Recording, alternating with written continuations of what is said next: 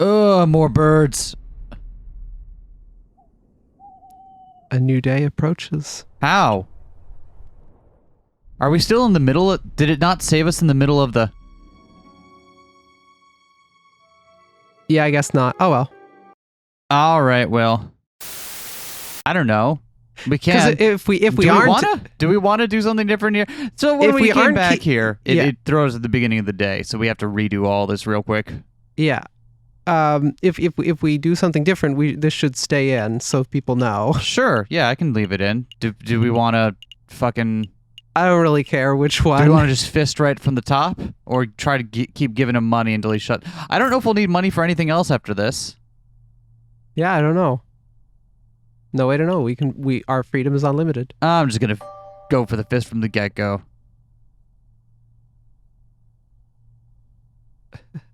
Get out of here, you nerd. Alright, that took a couple of clicks to get back there. I didn't realize it was going to only autosave us at the beginning of the day. I thought when we saved and quit, it would be like, oh, we can just come right back in the middle of the scene here. But, no. Such is life. We had to click up a couple of times. Alright. Let's do this.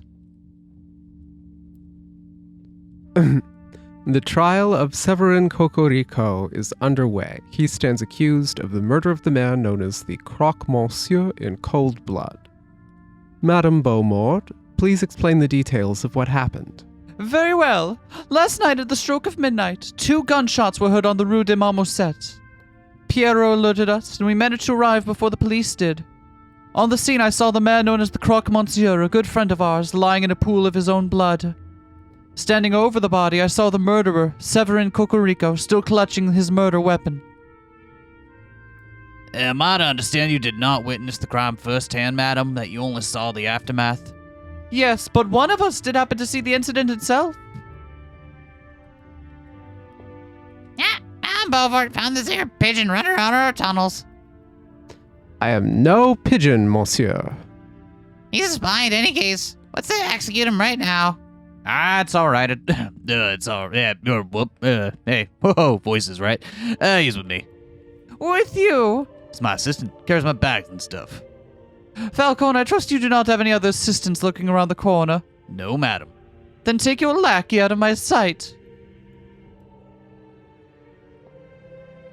Psst, Falcone. Yo, what? I saw someone lurking in the catacombs. I think he was watching us from the shadows. The shadows? The shadows. Wow, we haven't done that one in a while. Another rebel? I don't know. But he got spooked when he saw me. He dropped this. What is this? What is this, a political pamphlet? Another cult guide, but not signed. Okay. Well, best be getting back to the patrols then. Not so fast, Pierrot. You witnessed the crime firsthand, did you not? I did, ma'am. Then you'll be our first witness. Go stand at the center. Okie dokie. That's my walk cycle. Do I need to say an oath or something? That won't be necessary. We trust you. Just tell us what you saw last night, Pierrot. Okie dokie. I saw it plain as day. The Croque Monsieur was just minding his own business on Rue de Marmoset. And all of a sudden, this here brute of a rooster appeared with his gun in hand. Bam! The rooster fired. The croc slumped to the floor. Using the last of the strength, the Croque Monsieur drew his own gun. Bam! The croc fired back. So to clarify, Cocorico shot first. Yes, ma'am. No question there. What happened next? Well, I knew you guys, Fontaine, Remus, and you, ma'am, were only a stone's throw away at the cathedral, so I ran to get your help. You all arrived on the back of the scene maybe a minute after I left it. And there I saw the dead Croque Monsieur and the murderous Severin Cocorico with my own eyes. Thank you for your report, Pierrot. Nothing, ma'am. You see, Falcone? Pierrot is not the sharpest knife in the kitchen. True that. No offense taken. I know my limits. But he is honest to a fault. I would trust his word with my own life. I don't doubt the man's honesty, madam. Nonetheless, I would like to cross-examine the witness. Cross-examine? What does that mean? I don't claim to be an expert of the law. That was always my brother's role in the family. But I think a cross-examination means that Falcone would like to waste our time by asking pointless questions. Actually, it means I like to make sure the Pierrot story holds up under scrutiny. I'm asking questions, but only questions that directly relate to the case at hand.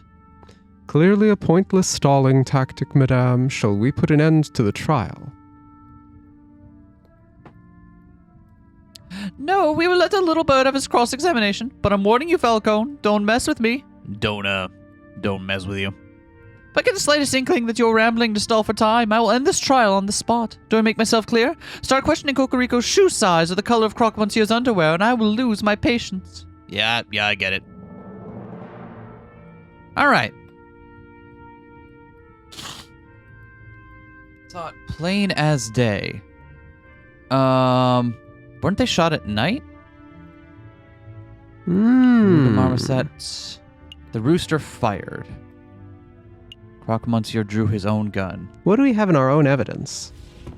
Not a lot to work with. Boulaire's letter, the Bible, the Explorer extractor, cult guide, signed cult guide, glass shards.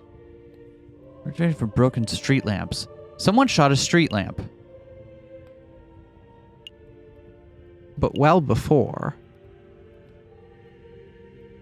An invoice. Oh, that's well before, you're right.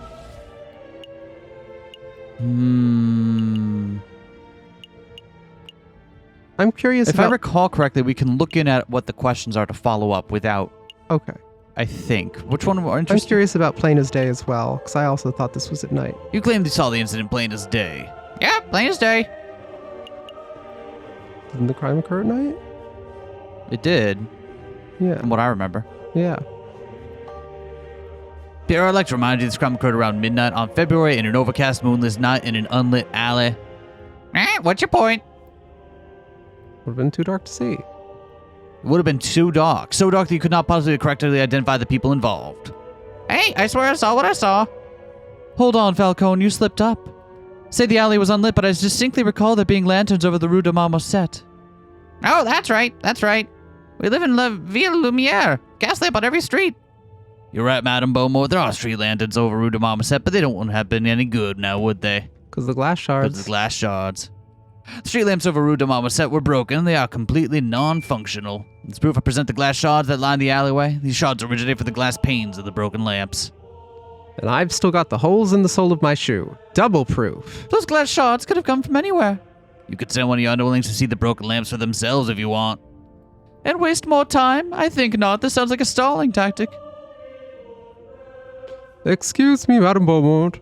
I don't remember whether the street lamps were or were not broken, but I do remember we had to use a torch to light up the scene. Hey, whose side are you on? I'm just saying, Falcone might be right. It was particularly dark, so it's possible there weren't any lit street lamps. You saying I'm a liar? I thought we were buddies. Quit squibbling, both of you. Maybe the lamps were broken, maybe they weren't. It doesn't matter. I know Piero's testimony is accurate because I personally saw the rooster at the crime scene 1 minute after Piero did. 1 minute, huh? That's plenty of time for the real murderer to escape and for a passerby to stumble on the scene, is it not? You must acknowledge that it is a possibility. I acknowledge nothing. There's an inkling of doubt. You know there's a slight notion that Piero may be misremembering what he saw. Don't badger the prosecution, Monsieur Falcone. I wasn't badgering. I was falconing at best. On to the next witness. Madame Beaumont, do you have anyone in mind? I do. There's someone among us who is something of a gun connoisseur. A man who knows everything there is to know about the craft of weaponry. Oh, it's me again. Shut up, Piero. Get off the stand. Oh, yes, ma'am. Move over here now. I call Fontaine forward. Very well. How come you don't have a walk cycle?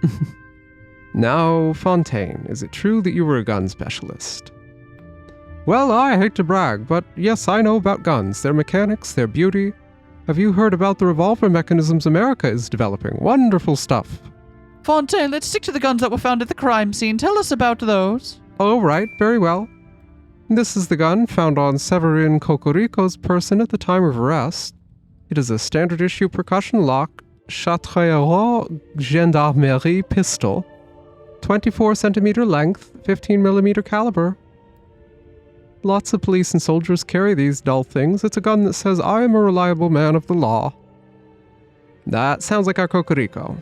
Does it? Cocorico's always told me that riding crop was a self-defense weapon of choice. It's strange that he had a gun in the first place. Sure is strange someone made sure he had a gun on him. Yep. And this is the gun found on the Croque Monsieur's corpse, clutched tightly in his hands. It is a turnover pistol, double-barreled, ivory handle, 20 centimeter length, 13 millimeter caliber.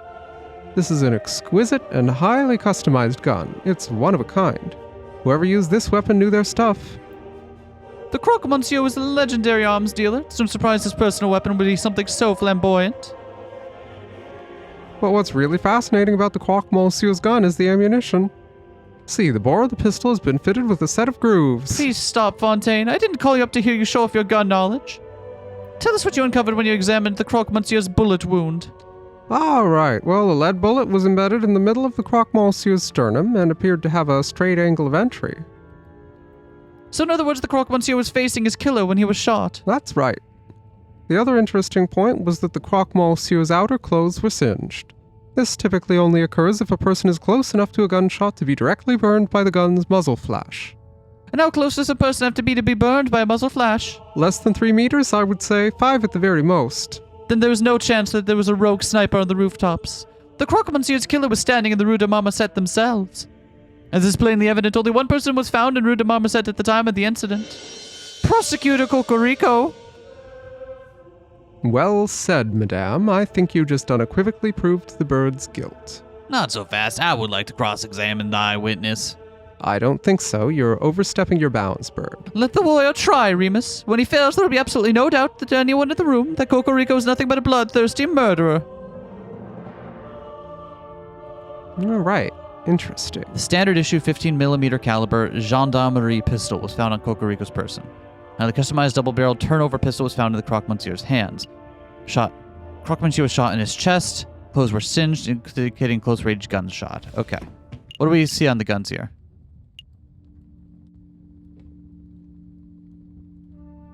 Double-barreled.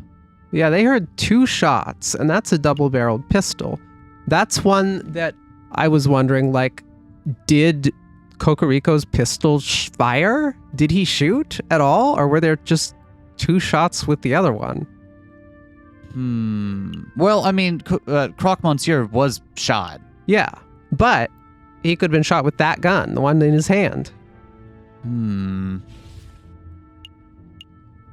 Maybe someone shot him twice, they didn't find the other bullet wounds, and they put the gun in his hand after he died, and then Severin, who had been tailing him, hears the shots ring out, runs over, and is discovered there next to the corpse, clutching his own gun, which hasn't been fired. Okay. I feel like turnover pistol, then, is the one it's either turnover pistol or chest, depending on if I want to lean in on, has he been shot more than once? I think we can look at the follow-up questions without... Yeah, let's do that. Which one? Turnover pistol. Fontaine, about the Croque Monsieur's turnover pistol.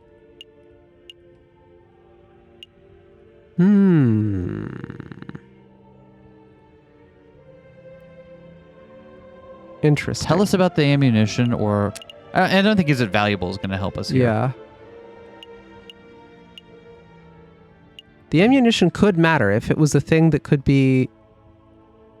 Like, if you could look for the bullet... If the bullet was a...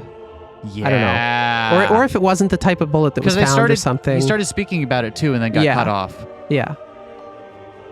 But say something about the gun's ammunition before Madame Beaumont cut you off. Could you give us the details? Oh, great. Now we'll never stop talking.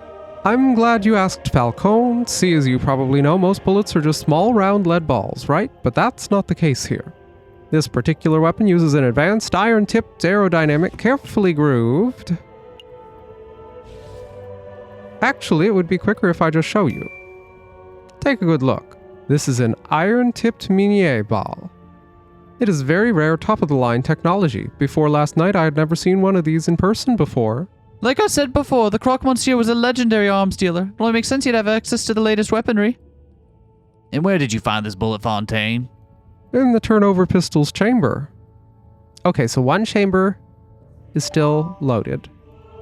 So that blows my theory that gun was fired twice. Hold on, now I'm confused. I thought the Croque Monsieur fired his gun, so how is it possible his gun was still loaded with one bullet? A turnover pistol is double-barreled. That means it can hold 2 bullets at once, ready to be fired in quick succession. I see. The croque monsieur fired 1 bullet, but died before he could fire the second. I trust you have no more questions about this matter, Falcone. We've wasted enough time already. Where's the other bullet? Not just yet. Where is the other bullet? What other bullet? The fired Minier ball.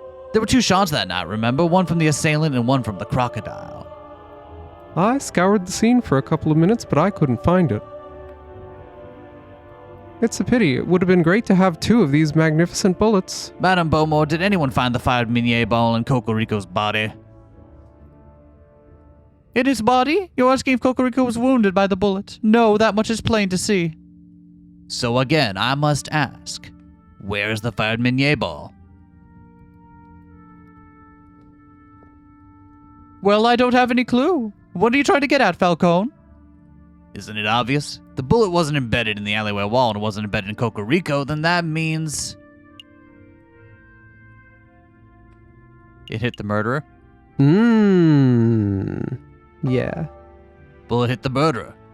The real murderer must be still embedded whoever attacked the croque monsieur.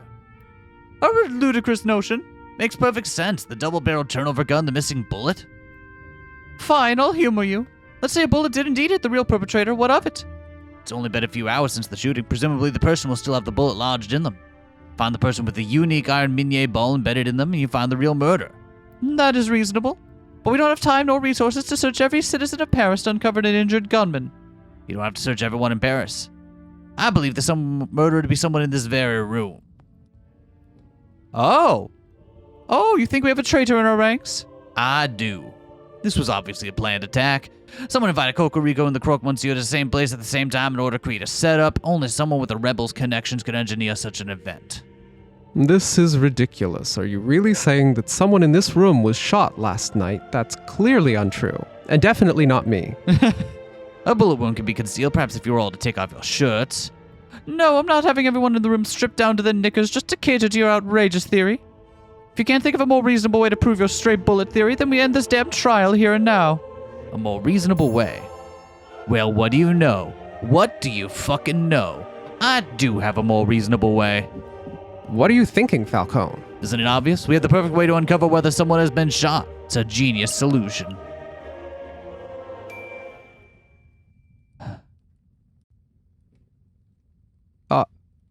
Are you serious, Falcone? You're relying on the invention of a lunatic? I have never been more serious in my goddamned life, Sparrowson.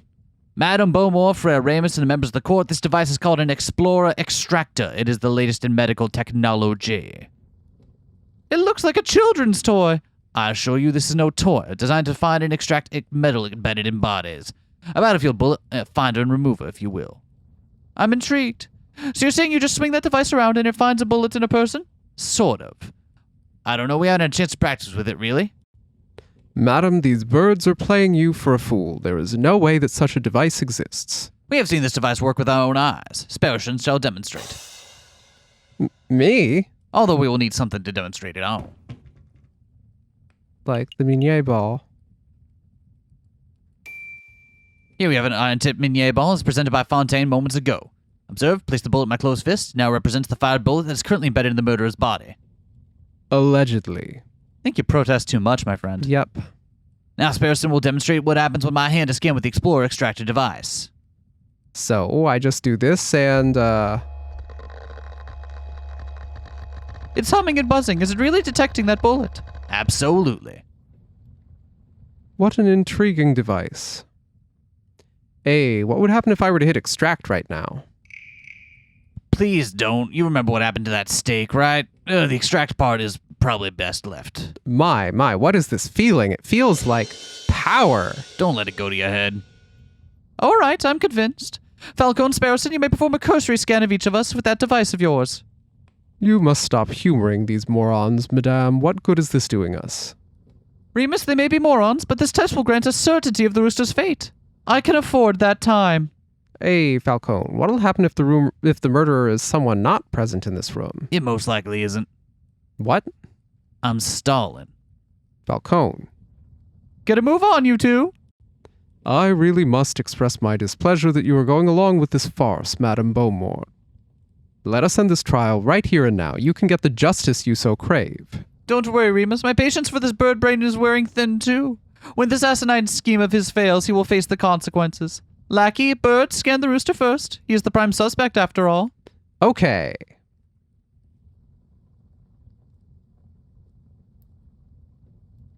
I'm not getting any reaction. That means there is probably no bullet lodged in Cocorico. So, he's innocent for sure. No, all it means this bird was not shot by the hypothetical bullet. Don't forget this is all speculation on Falcone's part. Madam, I must insist that you end this. It is a fool's errand. We have other matters we must attend to. Remus, you let me worry about our time management. Piero, you go next. All right, get it over with. No reaction. That means Piero wasn't shot either. No surprises there, right, guys? Let's see, next we shall test. Madam, I implore you. You're being awfully lippy, Remus. Why don't you go next? Me? That is really not necessary, madame. I don't want to participate in this ridiculous child's game. This is no game, and I'm issuing an order to cooperate. I refuse. Piero, please restrain Remus. With pleasure, ma'am.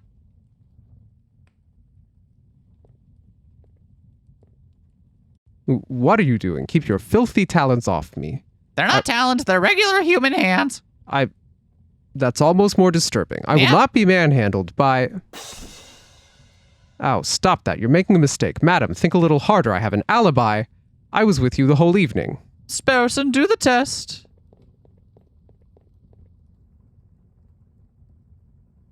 Falcone? I'm not getting any reaction. That can't be right. Do it again. There's nothing. Frere Remus has not been shot as far as this device can tell. The utter nerve to manhandle a man of the cloth like that. As I said on the floor, madame, I was with you in Fontaine for the entire evening. I could not possibly be in two places at once. It is true. You were sitting in my line of sight exactly when the murder was supposed to have taken place. As was I. Right. Fontaine was sitting with us too. That rules him out.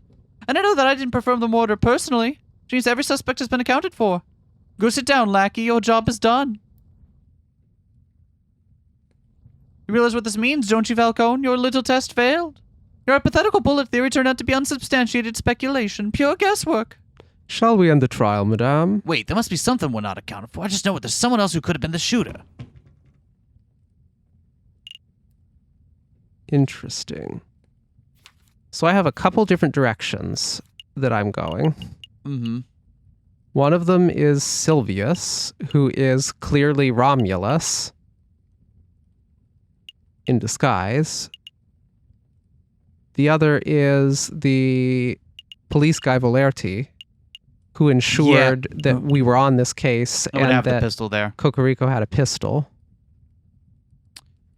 Yeah, those are the two ones I'm thinking of too. What was that we just got in our evidence box? I don't know. We got another pamphlet, right? Yeah. From someone who was sneaking around down here. Yep. The other is the person who's the twin of this guy here, right?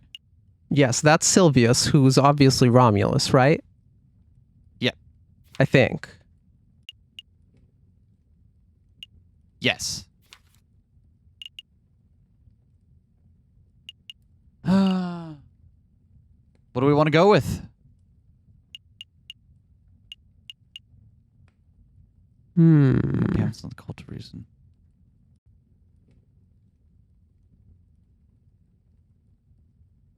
I feel like that's one that we have a lead for him potentially being right here in the catacombs. That's where I'm at right now.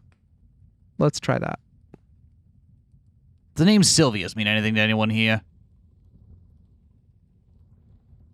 Suspecting some reaction. Frere Remus, you sure you don't recognize the name Silvius? No, it means nothing to me. Be more direct, Falcone. Go straight for the jugular. Oh, okay. Oh, okay, so Okay. we're on the right track. Frere Remus, how's your brother? The man named Romulus. My brother, he was forced to flee the country by our oppressive government. You and I know that isn't true. Your brother's still here in France. In fact, I think he's lurking in these very catacombs right now. An absurd notion. Your theories are getting more and more outlandish. Oh my gosh! Falcone. Oh, sorry. My voice! Oh, what has happened? My theories are getting more and more outlandish, Falcone. Where's your evidence? Oh, I know. I can answer this one. I found this in the catacomb tunnel. An introductory guide to the cult of reason. Thank you, Sparrison. Now, Frere Ramus, does this pamphlet look familiar to you? No, I've never seen it before in my life. Are you sure? You sure it doesn't belong to your brother Romulus? No, there are many cultists in Paris. Maybe it belongs to one of them. Falcone, I'll take your word that your lackey found this pamphlet in the catacombs, but Ramus is right. We have no evidence the man known as Romulus is the one who dropped it. Pamphlet could have dropped by anyone. Could have even been dragged in on the sole of Piero's shoe, for all I know. Nah, wouldn't be a first time. Actually, madam, I know for a fact that pamphlet belonged to Romulus, and I can prove it. We have the signed one. While ago, while I was in the Louvre, I saw a man who looked very much like Romulus handing out pamphlets. And see, the pamphlet for the Louvre is identical to the pamphlet from the catacombs, except for one important detail. Romulus signed the Louvre pamphlet himself. No way. My brother wouldn't do something so foolish. Right here on the cover page, that is Romulus's signature. I admire your tenacity, Falcone, but something is blatantly wrong with your evidence. We know the brother of Frere Ramus is named Romulus, but this Louvre pamphlet is signed Silvius. Clearly an alias. Romulus is on the run from the police, so he must have changed his identity. Plausible theory, but unsubstantiated.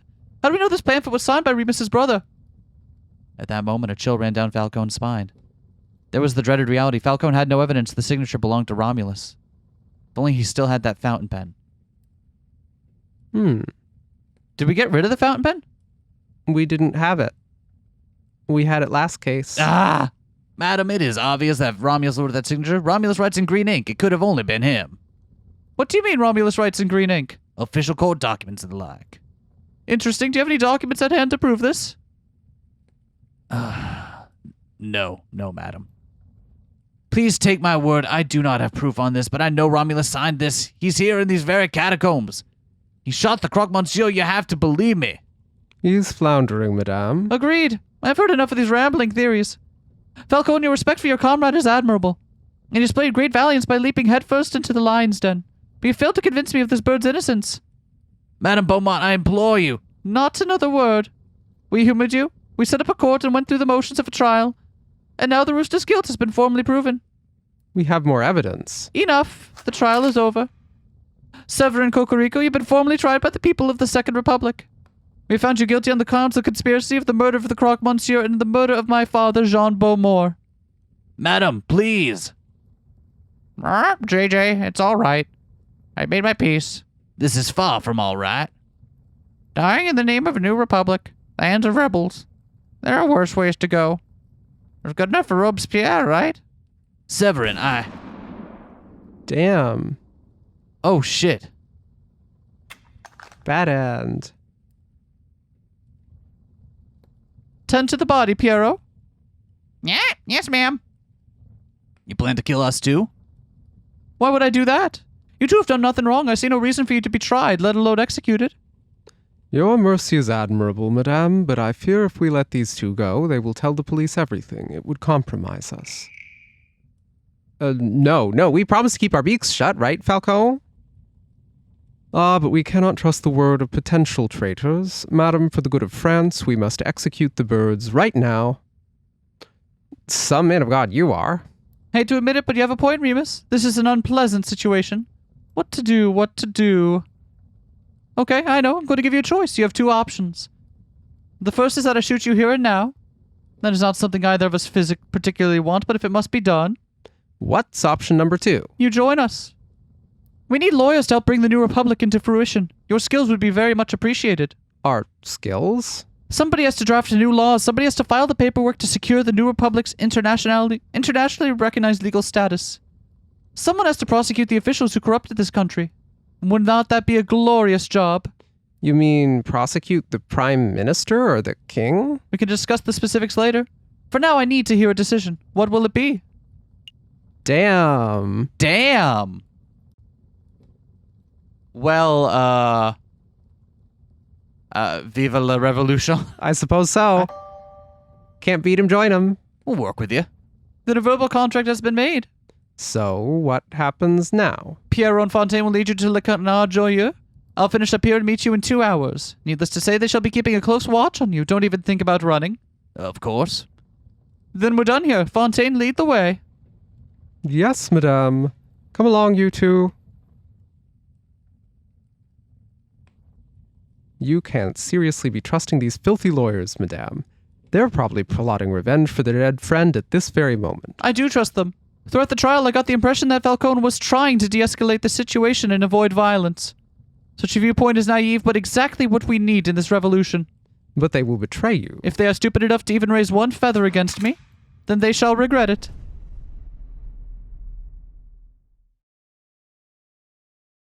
End of Act 3. Interesting. End of Act 3.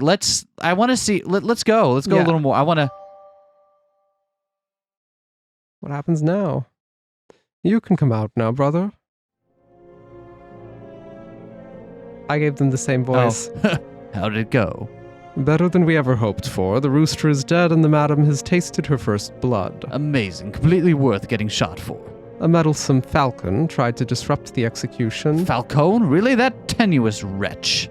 Though- Oh, right, no, he was the judge, right? Yeah. Oh, that tenuous wretch. But also, I voiced both of them and I gave them the same voice. Oh, okay. Well, whatever. We're giving him judge voice again. Okay. He floundered and bumbled around hopelessly.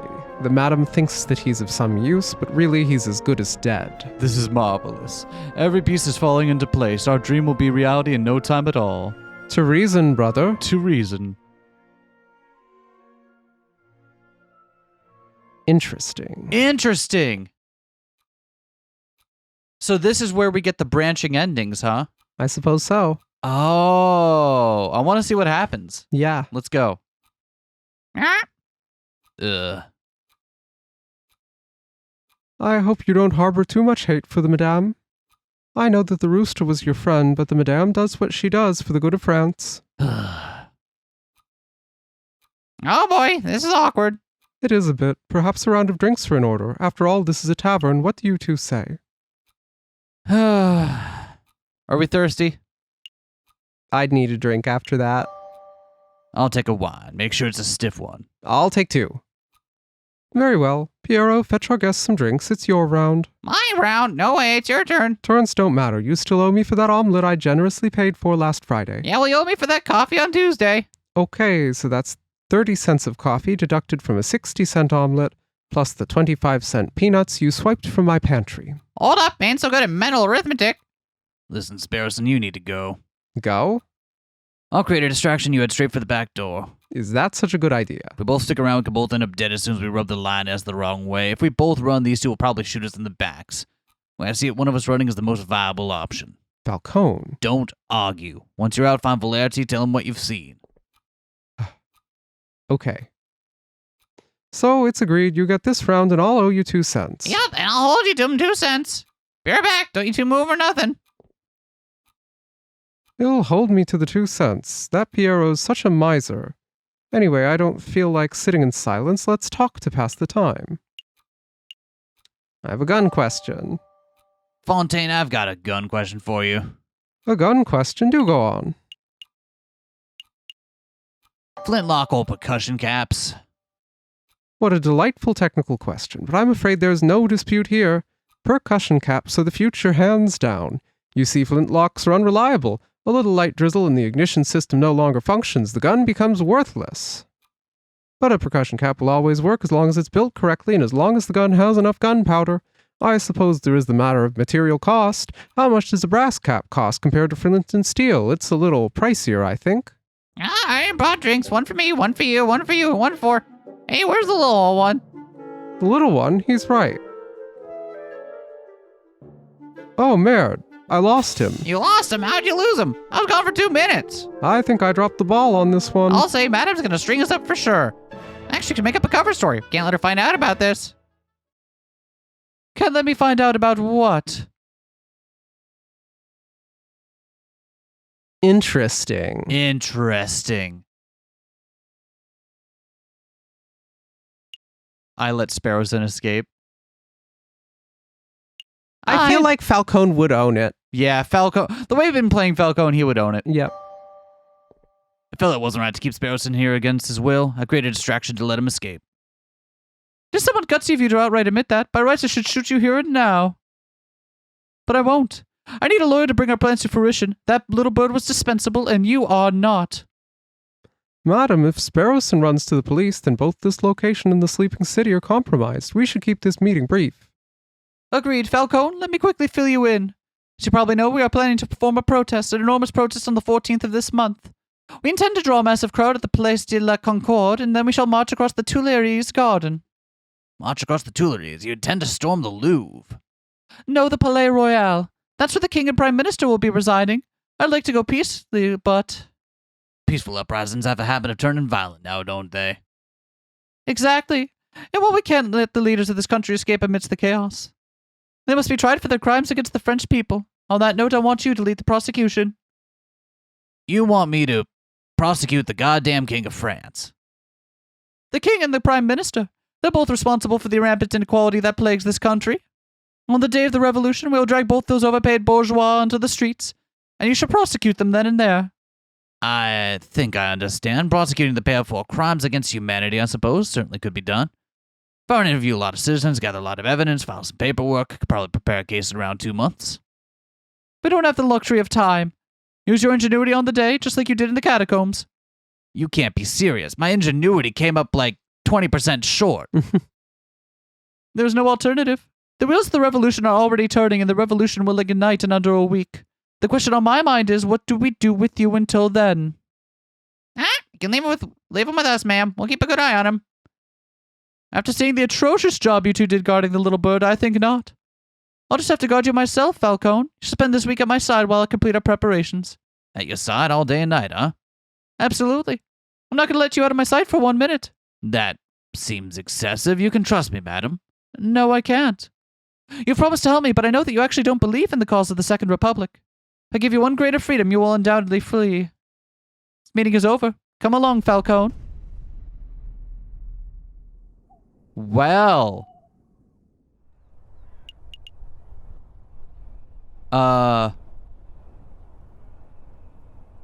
What? Oh, this is a special scene, Yeah. right?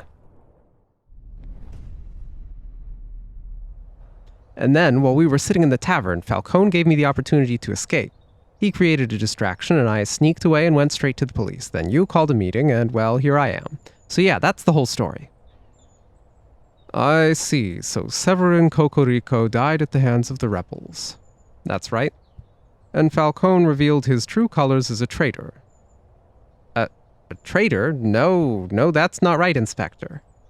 Falcone's not a rebel. He's just playing along so he can save his own life. Don't be so naive, Sparrowson. Put the puzzle pieces together.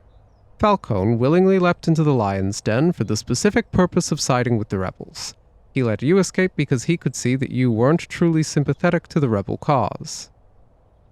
That doesn't make sense at all. Falcone's never shown a rebellious streak. Tell me, Sparrowson, what do you know about Falcone's past? Not a lot. He's a private person. Has he ever told you what he did during the July Revolution, before he changed his name? No, he hasn't told me anything, really. Sparrowson, let me tell you about the man they call the Viridian Killer. The Viridian Killer? What the hell? I gotta admit, this game has had a lot more depth than I expected it to. Yeah? Like, really, expectations have been surpassed. All right, so we're trying to build a case against the king, right? Yep. Tuileries Garden, popular spot to relax, have a picnic or plan for violent uprising. Shoppers no matter the class or wealth. Functional bourgeois meeting spot. If we're trying to make a case against the king, where do we go to interview people? Wherever. I don't know. The market? Let's try the market. The Heil, huh? The Halles, huh? Let me guess, you have a weapons supplier somewhere around here. This where you plan on meeting an informant, government defector, could be as spot as any. Actually, I'm here for groceries. There's no need for that look. You think just because I'm a gun-tooting rebel, I don't need to buy food? Man Beaumont! Well, if it isn't the Sautan and little Gumbad, you're growing bigger every time I see you. Ma'am, you have to hear this. Something big went down here yesterday. A policeman, a nasty, ugly policeman. Well, let me guess. He was bullying people into revealing secrets on the whereabouts of revolutionaries. Well, that's how it started, ma'am. Same old bullying tactics. He was pushing around this old beggar rat who hangs around the market sometimes, but then when the rat wasn't speaking up, the policeman drew his gun and shot him. The policeman shot the beggar just like that. Yep, but then the coward cop went and ran before we could turn on him. I find this difficult to believe. A policeman wouldn't openly shoot a beggar without just cause. Open your eyes, Falcone. This is the regime most Parisians live under. We're ignored by the government, oppressed by the police, and hanged by the courts. Why do you think I'm fighting so hard to make a change? We cannot put up with this sort of bullying, as it were. No, this can't be right. Something has to be missing from Sautan's story. Mind if I ask you a couple of questions, madam? Sure, ask away. Make it quick, Falcone. What did the policeman look like? What did the policeman look like? Well, I didn't get a good look, but... He was tall and ugly, mean-looking, and he had one eye. One eye, huh? Yep, had one of them pirate patches. There's no way. Ring any bells, Falcone? I know a man who fits the description, but it simply couldn't be him. He's a bitter individual, but he's morally righteous. Can't imagine him shooting an innocent person so recklessly.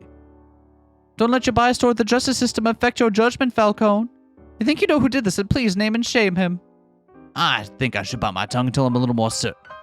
Did you want to know anything else, monsieur? Oh, we get to ask everything, okay. If a policeman did shoot an innocent person, then there would surely be an investigation. Ha! Your naivete knows no bounds, Falcone. You think the police are care if one of their own is out of control? Actually, there was one bloke asking around, but I don't think he was a policeman. Go on, madam. Well, he was this charming fox. Oh, Renard. A friend of yours, Falcone? Something like that. Probably pay him a visit to see what he's up to. Pay him a visit? I suppose we could set aside a little time. Did you want something else? Who's the rat? I didn't really know him well, monsieur. None of us did.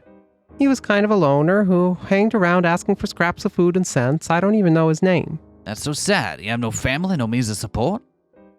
Falcone, do you have any idea how many beggars there are on the streets of Paris? How many people go hungry? How many people are forced to turn to crime? I am well aware, madam. I am asking these questions to see if there was perhaps some reason why that particular rat was killed. But no, it appears this was just the loss of one unnamed beggar rat among many. That is tragic. That it is, monsieur. Is there any other way that I can help? That's all, madam. Thank you for your help. No problem. Anything to help Ma'am Beaumont. We'll try to get to the bottom of this, Sautan. Just make sure to stay safe once the revolution starts. Stay inside and keep Gambad safe. Of course, ma'am. You stay safe yourself, you hear? You hear? So that's interesting. Inspector Volerty is going around doing murders and shit. They said we could drop in on Renard. Yeah. Seems useful. Yeah, how much time do we have again? It was in a week. Okay, so we got some time to kill here. Let's go talk to Renard.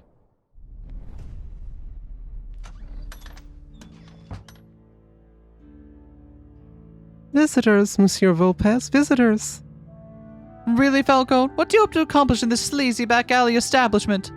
Sleazy. Madam, my back alley office is perhaps a little cluttered and eclectic, but I resent the accusation of sleaze. Maybe I should do the introductions. Monsieur Volpes, this is Madame Beaumont, a friend of mine. Madam, this is... Renard Volpes, private investigator at your service. It is a pleasure to meet you, madame. Ah, how stoic. I'm sure you have some pressing question to ask Falcone, but before we get started, there is something I must tell you. Monsieur Sparrowson dropped by earlier. He informed me of your situation. Sparrowson, is he all right? Oh yes, he's now working with Inspector Volerty, attempting to unravel the rebel plot. Just as I thought. It appears your Falakia solidified his position as a traitor to the Second Republic, Falcone. Perhaps, perhaps not. Sparrowson doesn't strike me as a person who sides with any ideology. But you know, he asked me the most peculiar question. Would you like to know what it was? Of course. Such information is quite valuable. It would cost, say, 30 francs. That's how much we need to get him on our side, right? Yeah, let's do it. I know how this works. Here's your money, monsieur. Very good. So on to the question.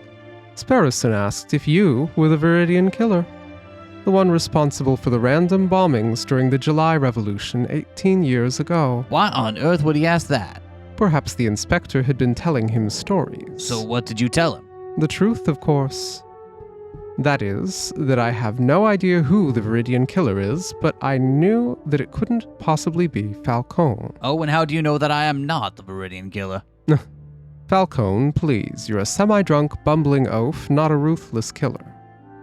Anyway, I've started my own investigation into the Viridian Killer. It's fascinating stuff. Apparently he was seen in multiple places at once, which leads some to believe that he was actually more than one person. Huh, well, what do you know? And you know why they call him, or should I say them, the Viridian Killer? Viridian is a greenish color, ain't it? No, I don't have a clue. Crimson Killer would be a much cooler name. It appears that no one knows the origins of the name, which leads me to suspect that he, or indeed they, chose their own name. This is all fascinating, truly fascinating, but perhaps we can return to conversation to why we are here. Of course, Monsieur Volpes, we order you investigating the murder at La Halle. I was. That victim was a friend of Mousie's. More of an acquaintance, really.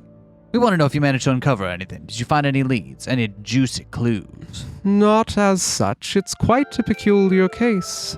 Did you hear that the murderer wore an eye patch? I did. You know what that implies, don't you, Falcone? You only know of one police officer, or indeed one person, who wears an eye patch. It's Volerty. I mean, it's a good thing that an eye patch isn't just something you can slip on whenever you want, right? The inspector. That could be right. You wouldn't describe him as a murderous man, would you, Monsieur Volpes? Murderous? I don't know. He's certainly passionate about finding the Viridian Killer. Who's to say that he wouldn't kill in pursuit of his archenemy? Falcone, I want to solve this mystery as much as you do, but time is pressing and we have other matters to attend to. Oh my god, the Viridian Killer Let's take our leave. Romulus and Remus. They like green. They use green ink. They've been seen at the same place at the same time? Yep. Understood. Until next time, Monsieur Volpes.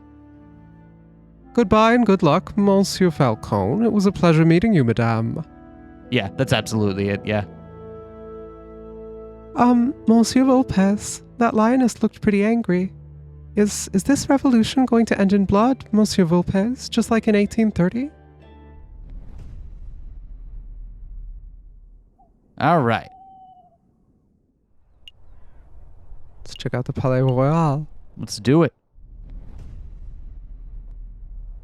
The Palais Royal. Just look at the disgusting den of fat cat bourgeois and hypocritical politicians. The king is probably in there as we speak.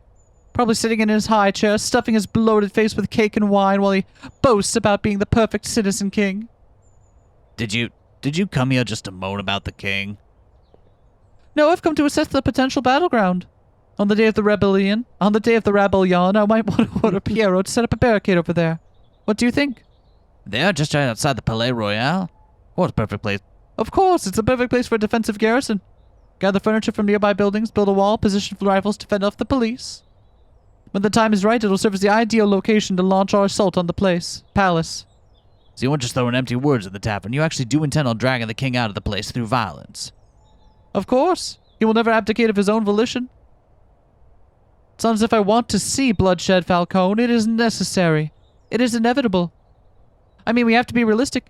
There is no way to bring change to a country without using violence, now is there? I think there are ways. I think there are ways. People look back on the violent moments of history, the executions, the wars, the bloody revolutions, but say that the country could not be overturned just through the chance of the people. A pacifist revolution. Interesting. I would love for such a thing to be possible. Maybe it would be better to avoid building the barricades. At least until it is clear that violence is inevitable. That's good. A good compromise, madam. Why are we defanging the revolution? Get on in there into the... Let me think. Takes 10 minutes to walk from the Place La Concorde to this very spot, and the Palais Royal lies 5 minutes north of here. The crowd will be fairly large and slow. It may take twice, maybe 3 times that as long to make the move. Having a logistics problem, madam. Perhaps the plan is to walk the crowd from here through the Tuileries to the Palais Royal. But if we take too long to pass through the Tuileries, the police will trap us in. We could be flanked and slaughtered. That is quite an issue. Interesting. Yeah, why not just go around? Why not? Or meet at the palace, rather. Why? Yeah. Why not just get the protesters to meet at the Palais Royal itself? Because the Place de Concorde is an ideal meeting location. It's enormous and easy to get to. Yeah, I see, but even if you got, say, half the protesters to meet at the Palais Royal, you could cut down on traveling time. I get it. A smaller crowd would be easier to direct across the garden. I'll pass the idea along to Piero and see what he has to say. He's the one in charge of leading the crowds, after all. That bird-brained parrot would probably just shoot the idea down, right? Probably, but I appreciate your input. I don't know if you genuinely want to help or if you're just telling me what I want to hear out of fear, but thank you, Falcone. No problem, madam. For the Second Republic, right? Right, for the Second Republic.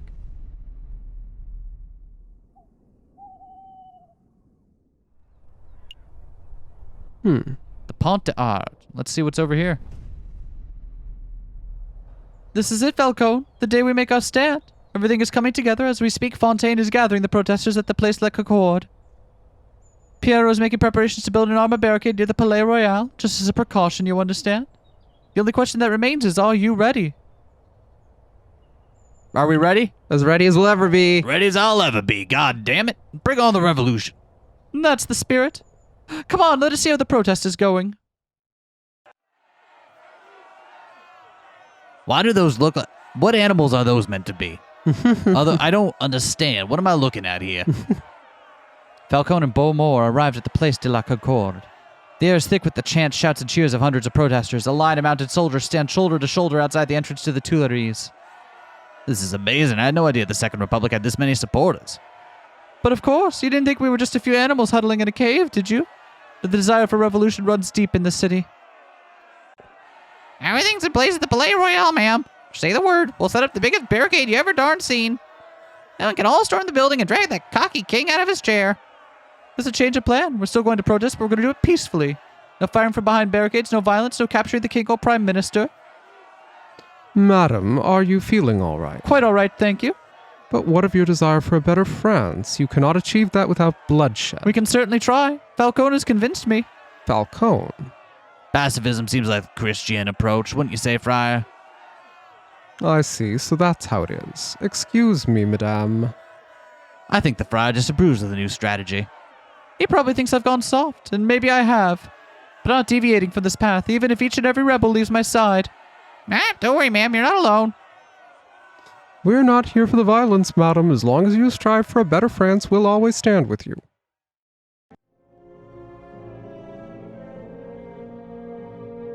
Stupid bullet wound. Damn thing's opened up again.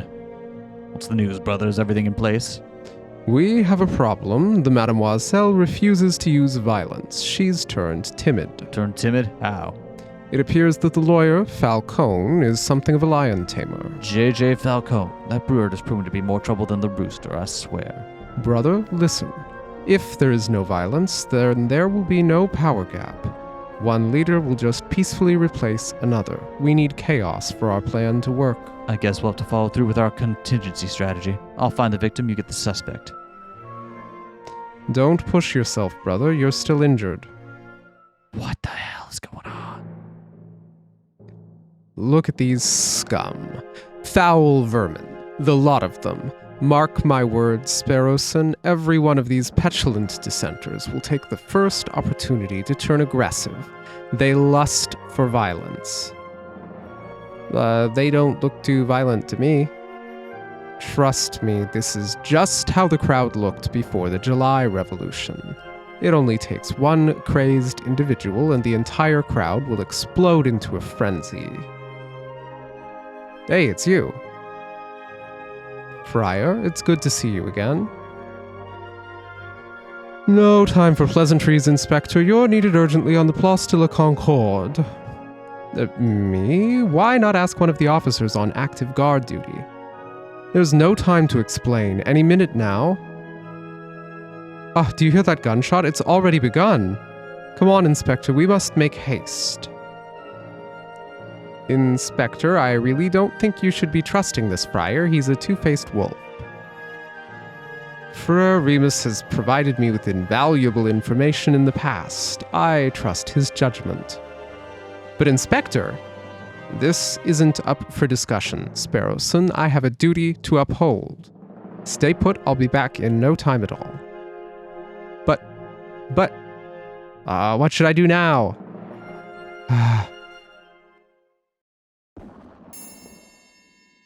A gunshot. It was nearby, too. So the friar was right. Violence really is an inevitability. We haven't reached that stage yet, madam. I can't afford to take chances. Not now. Piero, march the crowd to the Palais Royal and construct the barricade. Yes, madam. Fontaine, Falcone, we're going to find the source of this disturbance. It came from here, Inspector. Hurry, hurry. I'm moving as fast as these old legs will... Mon Dieu, a body. This woman must have been the target of the gunshot we just heard. But I don't see a shooter. I think the gunshot came from over here. Inspector. Falcone. Well, well, I should have known that the Viridian killer would have had a part in this. Inspector, I'm not. What do we have here? A filthy cop and a dead girl. Madam, thank goodness you're here. I saw the whole thing. This poor, innocent mademoiselle was approaching the police line with her hands in the air, when all of a sudden this brute of a police inspector yelled, "Get back, you filthy rebel." He drew his gun and shot the bird point blank through her heart. What is this nonsense? What are you prattling on about, Friar? Thank you for your input, Remus. Hardly surprised to me that a member of the police would be the one to cast the first stone. I think we're all being a little rash here. Let's just take a breath and examine the situation and... Wait a moment, you wear an eye patch. You have only one eye, Inspector. How observant.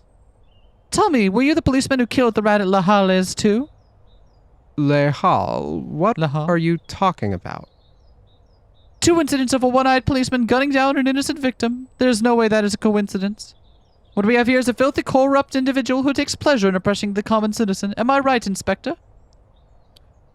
I really shouldn't be surprised that such a stupid rebel makes stupid assumptions and comes to stupid conclusions.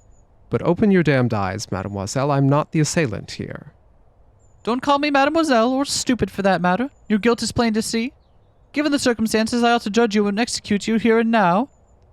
Falcone, don't just stand there gawking. Vouch for me. We do know him. Madam, I know this man. His name is Inspector Volarity. He is ruthlessly law-abiding, so much so that I cannot envision him shooting a man without just cause. Oh, shut up, Falcone. I'm done with your idealism. I listened to you, I took your words to heart about avoiding violence, and now a girl is dead. Well, I'm done taking chances. Remus, help me escort this invalid to the Pierrot's barricade, and I'll decide his fate there. With pleasure, madame. Come along, Inspector. Fontaine, Falcone, deal with the corpse. Meet us at the barricade when you're done. Well, there's no way that this was the work of the police. You know what, Falcone? I think you might be right. An isolated gunshot this far away from the police line, it doesn't make any sense at all. But that's rebellions for you. They're messy affairs. Sometimes innocents get caught in the crossfire and there's no reason for it. Well, there's no use dawdling. Help me get the corpse off the streets. Not yet. I'm going to examine the body first. Examine the body. We agreed that this wasn't the work of Inspector Volarity, right? There must be some clues on the corpses to point at what happened. An impromptu coroner's examination, eh? Fine, you have 2 minutes. Did that... Oh. After that, we're heading back to the barricade whether you're done here or not. This mark, it almost looks like a handprint made in blood. Probably the mademoiselle's. I don't think so. The handprint left a left hand on the girl's left shoulder. No way a person could comfortably reach that spot on their own back. I suppose so, but if the handprint doesn't belong to the girl, then who does it belong to? The murderer. It has to be. The only question on my mind is why the handprint made in blood. Murderers still lay their hand on the girl's gunshot wound, or were they injured prior to the shooting? So much to uncover here, and no time for a thorough investigation.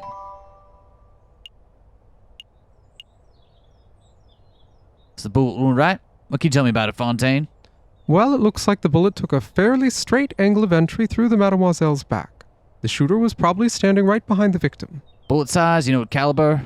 Let me guess, you're hoping the caliber of the bullet is different to the caliber of the inspector's gun. That would conveniently get that one-eyed police officer off the hook, wouldn't it? But I'm afraid I can't help you. I couldn't possibly know a bullet's caliber without having a good look at the bullet itself. And as you can plainly see, the bullet is 3 centimeters deep in flesh. So you need the bullet itself, huh? Oh, do we not have the thing anymore? Is there another page, or... oh. Interesting. Help me retrieve the bullet, I guess. Well, help me retrieve the bullet, Fontaine. Retrieve? You mean dig it out? Assume you have more than experience in this area than I do. Well, you're not wrong there. Fine, this will only take a moment. Here you go, one used bullet. Looks like a standard lead rifle or pistol ball, but I'm afraid I cannot tell you its caliber. Why's that? The bullet fragmented upon impact, monsieur. I gathered all the pieces, but I cannot assess its diameter with any accuracy. Still, I would guess that it was 13 to 17 millimeters. Sorry that I can't be more specific. That is an enormous help. Thank you, monsieur. Anything else, or is it just the face now? One's been so fixated on who did this that nobody stopped to ask who this girl was. I don't know, monsieur. Given her clothes, she's probably just another working girl. Just another? I didn't mean to sound glib, but it's true. This is one mademoiselle among the thousands who live in Paris. Who was she? Where did she work? Will her family miss her? I don't know, but in the long run, I don't think anybody will care. I care. I can't afford not to. I don't know who this mademoiselle was, but I'm going to see to it that justice is brought about for her death. All right. Is that all we got? Oh! Oh. It's a long shot, but maybe this girl's faking her injury. Sick of thoroughness, I really ought to check for pulse. Right. Nope, nothing. All right. Yeah, that was really specific area to look at. Okay. I'm done here. Very good. Let's move this body off the street, then we must hurry to the Palais Royal. Rest in peace, mademoiselle. I'll see to it that justice is done. Sis. Everything's going just as planned. Madame's probably fuming right now. She'll attack the Palais Royal. The Prime Minister will flee, and then... Excuse me, monsieur. Oh, what do you want? I'm busy. Don't you recognize me, monsieur?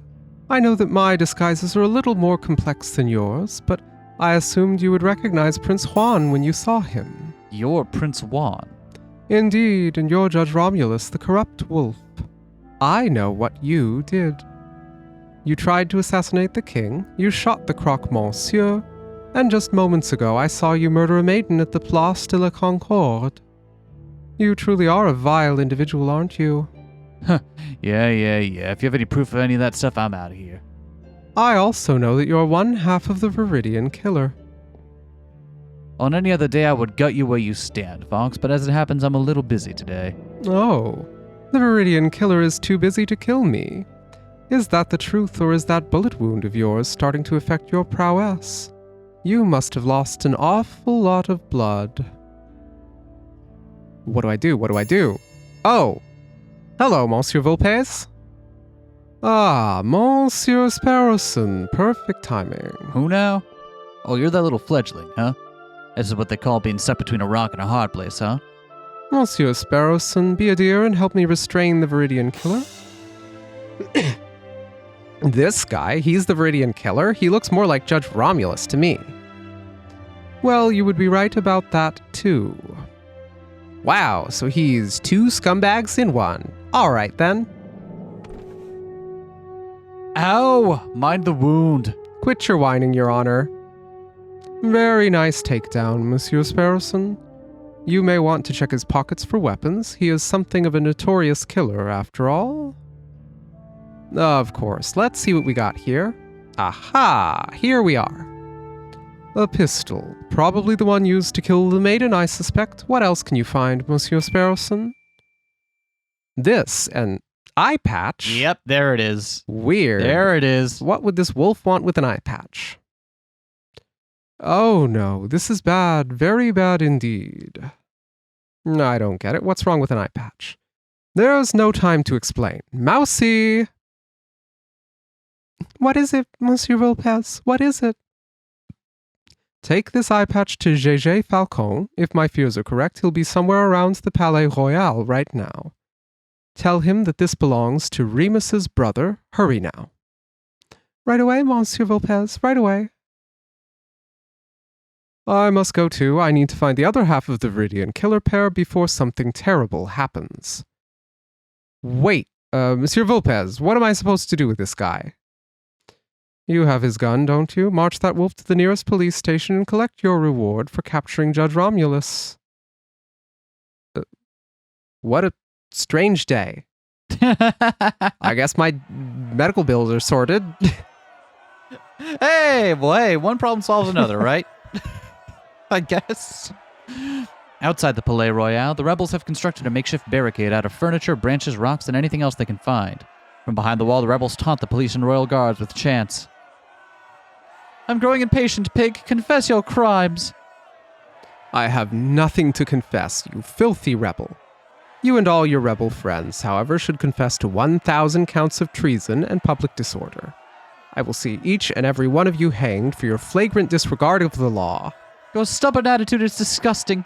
A few days ago, you were seen at La Halle. I have no idea, but I feel like Sure. French has silent letters, so... Witnesses saw you murder a beggar in cold blood. Today, a friar has testified to seeing you murder a girl, again completely unprovoked.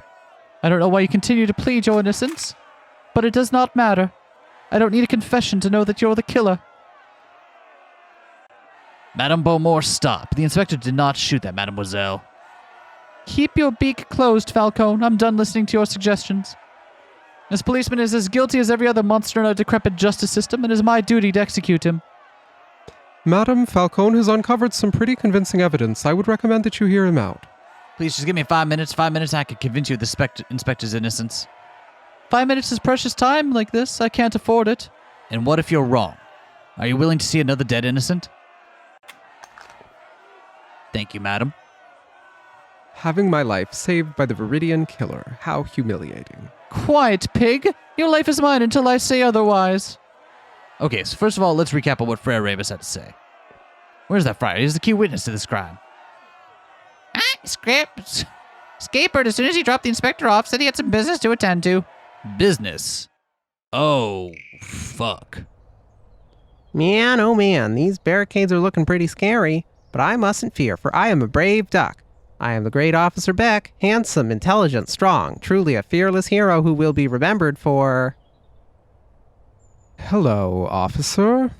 Ah, you scared me, Monsieur, Monk? Friar, actually. Frère Remus. Listen, officer, I have something of great importance to tell you. I was just passing by the rebel camp and I overheard a conversation. Oh, this sounds good. Do go on. They said they were going to launch an assault very soon, and when they do, they're going to rain hellfire on the palace. Oh no, it's just as I feared. What'll we do? Get out of here with It's simple, officer. As soon as you hear the first gunshot, you need to retaliate. Hit them with everything you've got, every cannon, every rifle, every piece of artillery. Don't leave a single piece of the barricade remaining. That is the only way you can be sure to survive. Ah, total annihilation. I like it. But, Friar, I'm confused. Aren't you a Christian? Yes, so what? I don't know. It's just that your idea doesn't seem very Christian-y. Ah, I see. You think this is a moral issue. Let me tell you a secret, my dearest duck friend. There is no God, no overarching morality or higher plan, no heaven to save the righteous, nor hell to punish the sinners. There is only you, your artillery, and 10,000 rebels who want to dine on Peking duck tonight. Understand? That's an awful lot to take in. Then let me simplify. It's you or them. It's me or them. Good God. This game is really uncompromising. And I fucking love that. I have fully admit that this has gone leagues deeper than I expected a game called Aviary Attorney. I know, right? I am fucking all about this. And from what I understand, this is only one of a couple possible ending scenarios. Yeah. There are others. I wonder how things would have gone if we had managed to find Remus's pen. Yeah. Forget about the friar, Falcone. We all remember what he had to say. Present your case based on what you can recall. Okay, I will. But you may want to wipe that mouse off your shoulder first. Sorry, wipe what? Oh, it's you, Mousy. Monsieur Falcone, special delivery from Reynard Vulpes. Oh, thank you, Mousy. What is this? An eye patch. It was found in Remus's brother's clothing. Remus's brother. Oh, God. This is an eye patch belonging to Judge Romulus. That is very interesting. Where is Romulus right now? There's no time, monsieur. Just take it. Take it. I have to run, monsieur, but you have to do your best. Monsieur Volpez and Sparrowson believe in you. Sparrows. You seen Sparrowson? How is he? There's no time, monsieur. Good luck. You quite done, Falcone? Very much so. Let's begin this trial. So remember what the friar said. Mademoiselle was approaching the police line with her hands in the air. Suddenly, the brute of police inspector yelled, "Get back, you filthy rebel!" Drew his gun, shot the bird point blank through the chest. That didn't happen. What, point blank through Yeah. the chest? Yeah. Because she was shot in the back. and we have evidence to Yeah. that effect, right?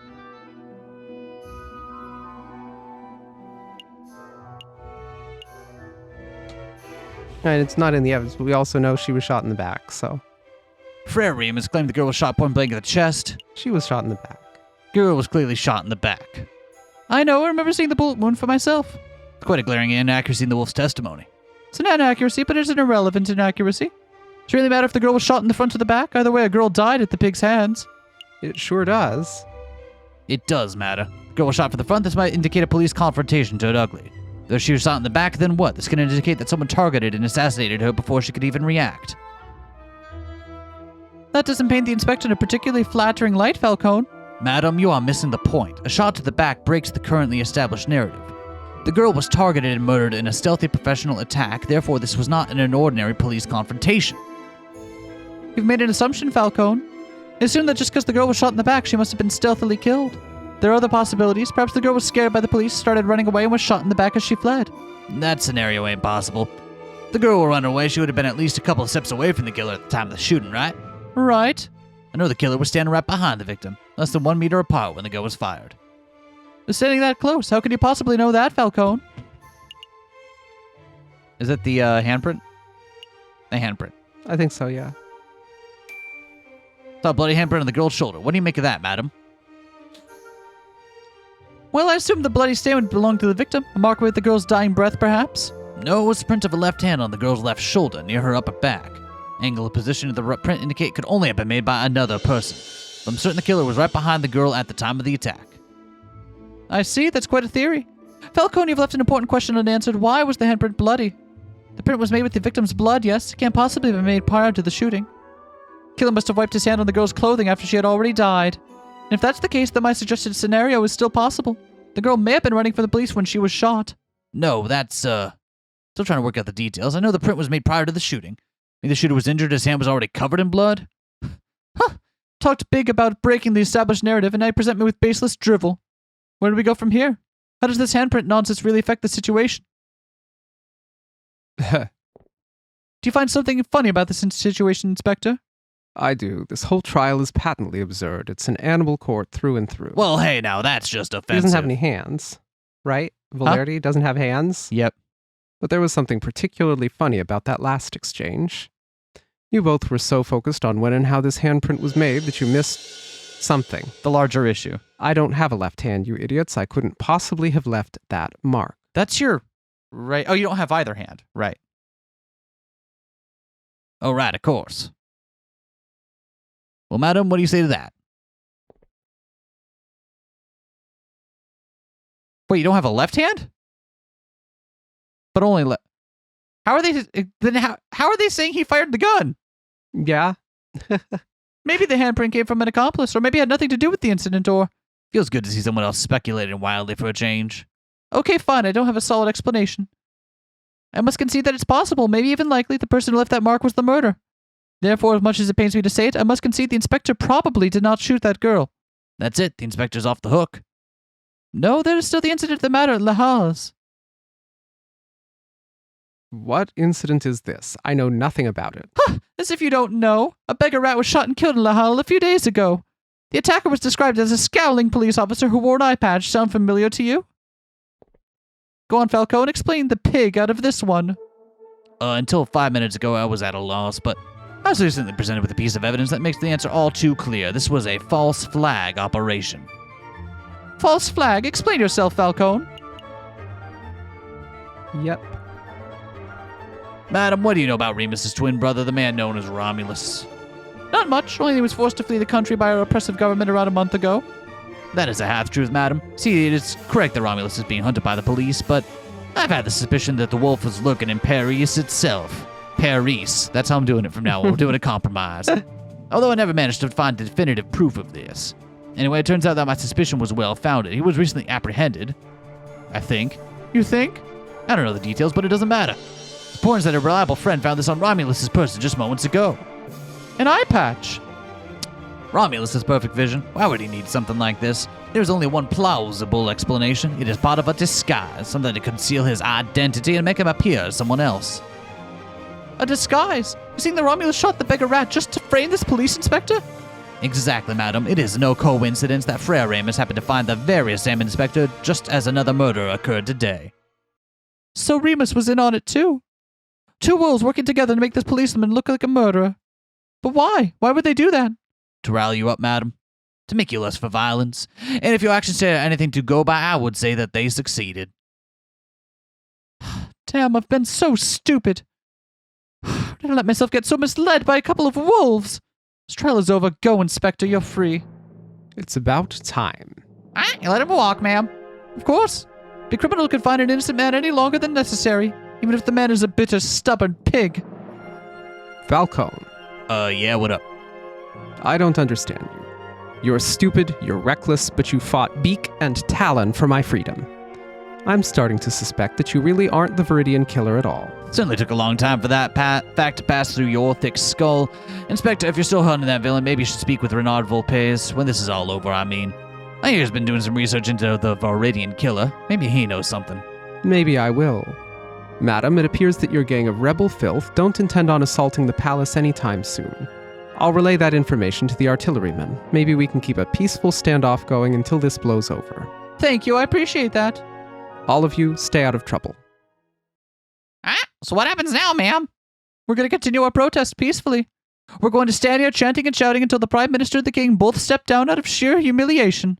Might take days or weeks, but if we manage to change this country without one more person being harmed, then... Well, look who returned. Madam, I just saw the police inspector strolling out of here unharmed. Why did you let him go? That's simple, Remus. We all had a discussion. And we came to the conclusion that I had been misled by a couple of wolves. Oh. How many lies have you fed me, Friar? Just how much damage have you done to further your own goals? Did you help your brother kill the beggar rat in Le Havre? Did you watch the girl die by the Place de la Concorde? Now that I think about it, even the Croque Monsieur's death was surrounded by details that made little sense. I don't know what to think anymore. You know, this guy's a scumbag at least, ma'am. I say shoot him. Piero's right. We won't judge you for killing this man, madame. He's like, sure, do it. It'll cause the artillery to start firing. It's the least I deserve for my sins. Go ahead, madame. What are you waiting for? Pull the trigger. Do it. Falcone, you've proven yourself as having clear judgment. What do you say? Let him live. Madam, you know what the right thing to do is. Show us what kind of leader you wish to be. You're right. Said this will be a bloodless revolution, and I can't make any exceptions, not even for a monster like this wolf. Wow, this is amazing. Completely unprecedented. You've buckled all of my expectations, avoided every temptation, and opted for an option that shouldn't even exist. Well done, madame. Well done, Falcone. You have demonstrated the power of pacifism in its purest form. But unfortunately for both of you, I'm no pacifist. Everyone get down.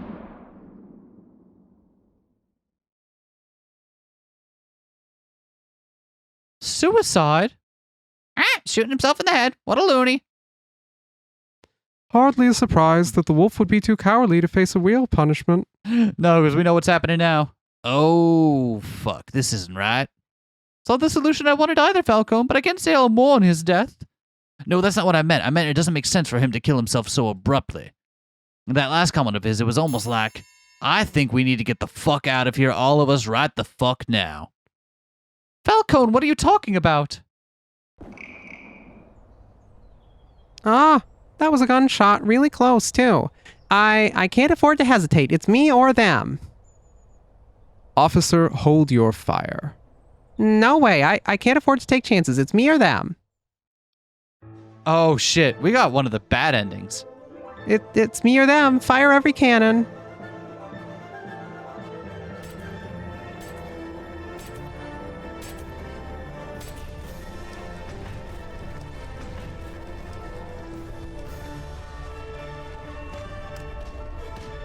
Well, fuck. Well, so it goes. Interesting. So I wonder, is it we would have to have saved Cocorico for things Probably. he would somehow intervene to stop this? Because it feels like other than losing him, 'Cause I we feel did like- everything right after that point. Well, here's the thing. If we cleared Cocorico, we would have definitively put the blame on Remus and Romulus before this all happened. That's what would have changed. I see. Can anyone hear me? Piero Fontaine? Anyone? It's all right. I'm here, madam. Falcone? Of all the people. I think I made a mistake, Falcone. Where did I go wrong? Was it when I lost my tempo for seeing that dead girl? Or was it earlier when I shot that prosecutor? Or was it earlier still when I first listened to that monstrous friar in the first place? I've made a lot of mistakes. We've all made mistakes, madam. Most people's mistakes don't spark bloody revolutions. Can you move, madam? I don't think so. Then give me a minute. I think I can clear some of this rubble.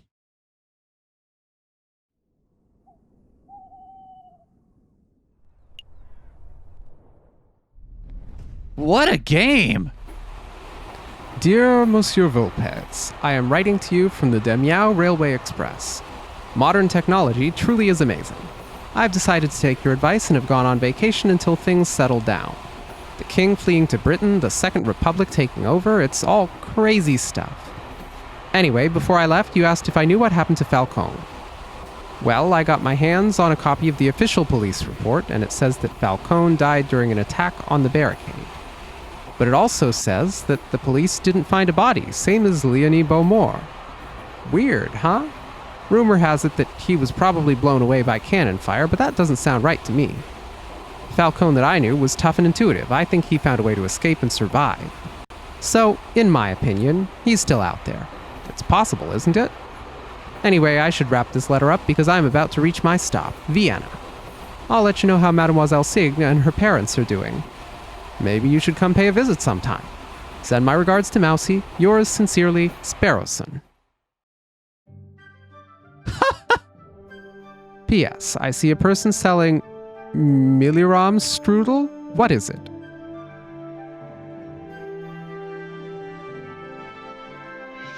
P.P.S. Delicious. That's what. What a game! Yeah? I know this piece. This is Camille Saint-Saëns for sure. This is like the one piece of his I'm like intimately familiar with.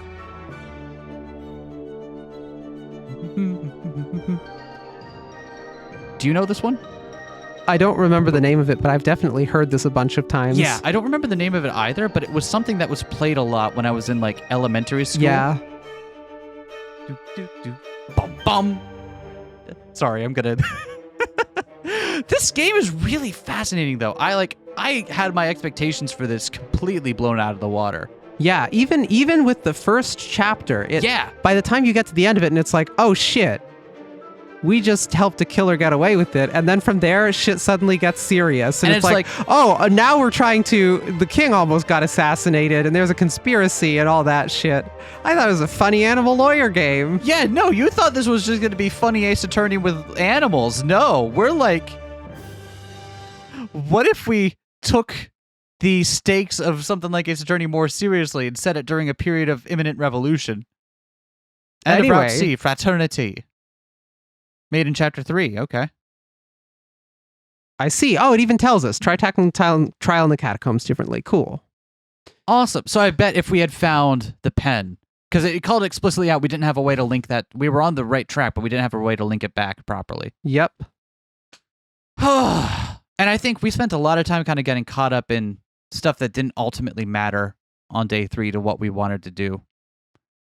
However, if you want to see the other endings, you should go get this game for yourself. You should. You should. It was a lot of fun. Thanks again to our patrons for making us play this. Yeah. I am flabbergasted with how good of a game this was. Absolutely try this for yourself. Absolutely go see if you can get some of the alternate endings, find some other stuff. And we'll see you next time we play a cheery old mystery game with nothing weird happening. Bye, everyone. Peace.